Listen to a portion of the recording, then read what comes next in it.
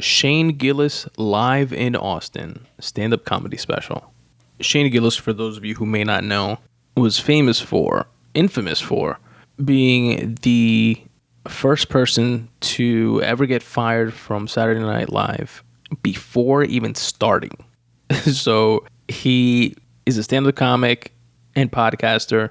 He got this, by his own account, lucky, unexpected break to be on SNL as a cast member, which is, by all accounts, a difficult feat to accomplish.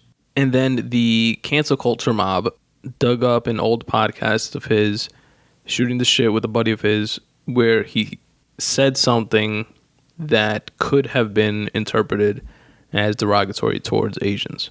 I think he used the term chink. I'm not 100% positive, but it was like something along those lines. And it sucks whenever anybody's feelings like get hurt with shit, especially when it comes to the realm of like comedy and like if it's a comedy podcast, etc. I remember my reaction to watching like the clip when it was like a big story when it happened. And I honestly don't remember the actual clip. I just remember my reaction being something to the effect of, that's why he's getting fired from like this dream job before it even starts? That's fucked up. And I could be misremembering the clip. Maybe it's horrible, maybe it's worse than I remember it being, but I definitely didn't think so then. And it didn't seem like something said maliciously. You know what I mean? It was like two guys shooting the shit on a podcast that nobody listens to, and one trying to make his friend laugh in passing. And that's it. So it sucks that that's what he was known for. And he's actually a really funny comic. Now he seems to have redeemed himself in a way. He's not like one of these people that got canceled and just like disappeared and fell off the face of the planet. He continued on with his stand-up, with his comedy. He started a sketch show online as well. Gillian Keeves, hilarious sketches. Some of them are super, super funny.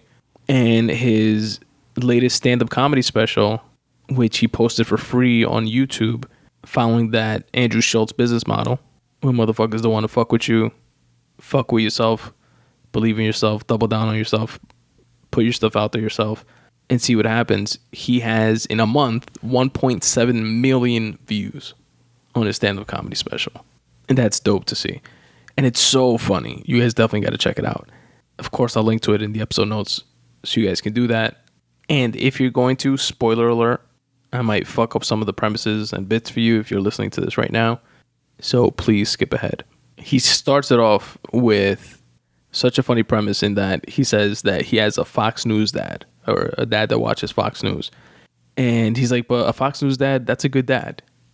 You know what I mean? That's like a hearty, good dad. If you had a Fox News mom, that's probably a bad mom. That's like a mom that like smokes in the house.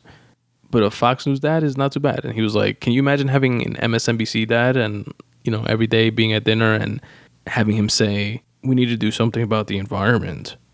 And then the kids responding like, ew, I didn't know dad was gay.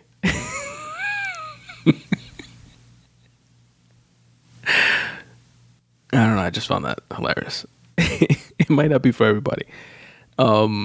He talks about the fact that his dad like watches the news, and as the night progresses, just like keeps getting like more and more pissed. And he drinks too, so he's like boozing up and watching Fox News. And he said he's like pissed off, but like drunk and like passing out. And he likens it to like being at a black church and like getting like the Holy Ghost, and that certain like trigger words will like wake him up, and he'll just be like slumped over on his lazy boy couch. At least this is how I'm picturing it in my head. I'm like paraphrasing like a motherfucker and probably fucking up the bit. My bad, Shane. But this is my regurgitation of it. And so he's likening it to his father watching Fox News, to being in a black church and like catching the Holy Ghost when he hears like a trigger word, and he's like wakes up and he's like, I gotta build a wall.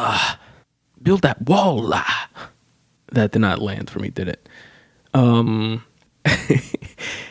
Speaking of walls, then he says that he went to Arizona, to like the border of Mexico in Arizona, and he saw a wall there, and he was like amazed, and he was like, oh shit, he built it?